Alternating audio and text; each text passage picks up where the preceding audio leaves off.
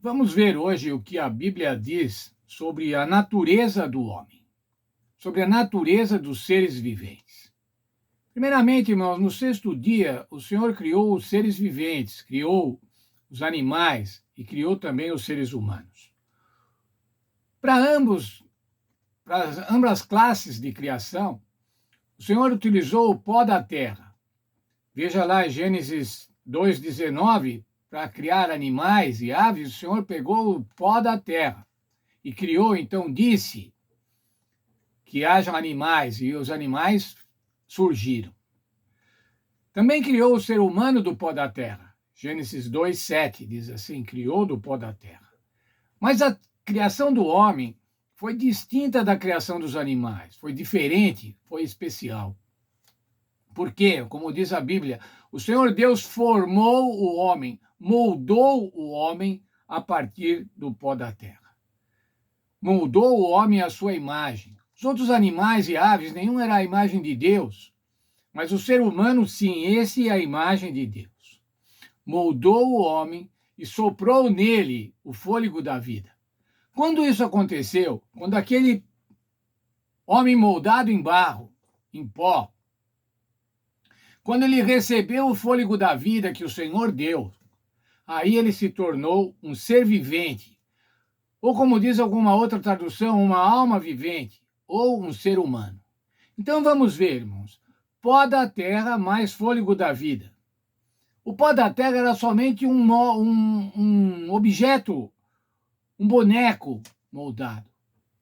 Mas quando foi dado a esse boneco moldado, a imagem de Deus, quando foi dada o fôlego da vida, ele se tornou agora um personagem moral,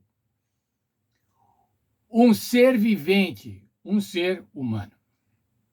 A Bíblia ainda diz, irmãos, que homem e mulher foram criados à imagem de Deus. Portanto, irmãos, a imagem de Deus se expressava na figura do homem e da mulher. Não da figura do homem somente ou da figura da mulher somente, mas em iguais de dignidade, representando a divindade. Cada ser humano, irmãos, é uma alma vivente. Não é que ele tem uma alma, mas ele é uma alma vivente. Então, veja, pó da terra mais fôlego da vida igual a alma vivente, ou ser humano. Veja lá o texto da nossa lição na página 30.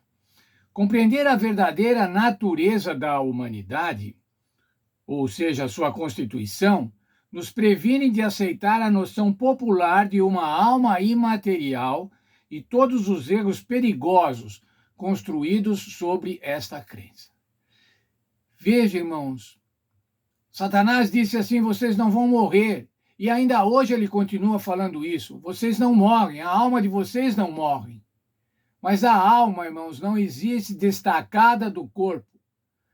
A alma é o próprio corpo com o fôlego da vida. A pessoa humana é um todo. É a parte física, ou seja, o nosso organismo, o nosso corpo, que é formado de elementos do pó da terra, de elementos químicos da terra, o nosso corpo mais o fôlego da vida. E aí, então, nós somos uma pessoa vivente, uma alma vivente. Sem a vida, irmão, sem o fôlego da vida, a pessoa deixa de ser um ser vivente e vira somente pó. Volta a ser pó. A criação de Deus, irmão, se manifesta de maneira maravilhosa. Primeiramente, a nossa pessoa física. O nosso físico, o nosso organismo, os nossos órgãos, os sistemas que temos no nosso corpo que nos dão a vida, que nos dão os movimentos, que nos dão a visão, a audição, a fala. Tudo projetado por Deus, irmãos. Tudo projetado por Deus.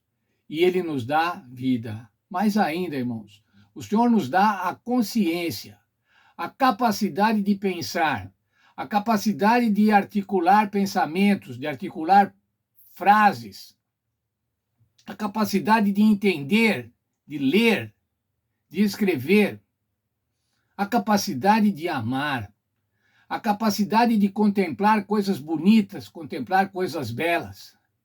Veja, irmãos, diferentemente dos animais, um animal nunca pode olhar e ver um pôr do sol e falar, mas que lindo o pôr do sol. Como nós podemos, irmãos, como nós podemos nos encantar com uma flor, com uma fruta, com uma árvore, com a natureza, ainda que a natureza esteja prejudicada por conta do pecado. Podemos sentir, podemos amar.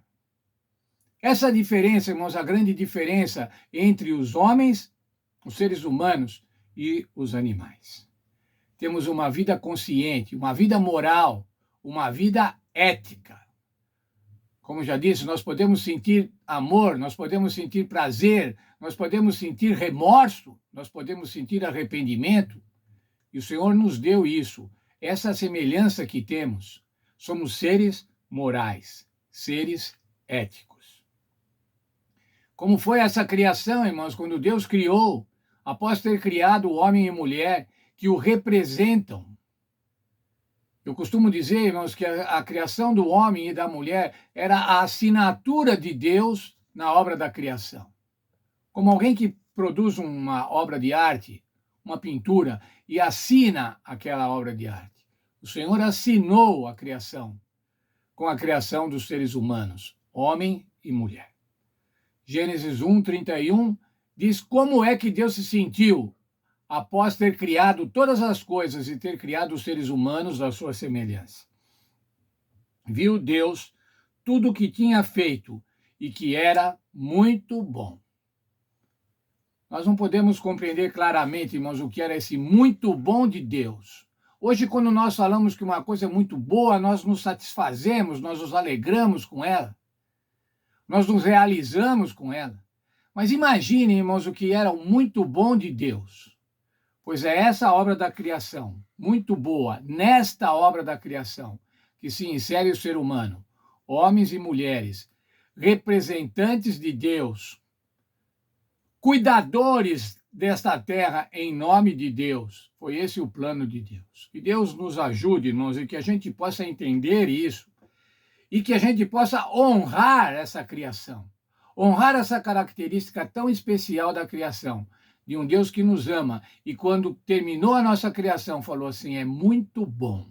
Portanto, irmãos, você deve olhar para os seus irmãos, para aqueles que estão no nosso entorno, e falar assim, estes são muito bons, porque foram feitos à imagem de Deus, e mais especialmente, foram resgatados pelo Senhor Jesus Cristo.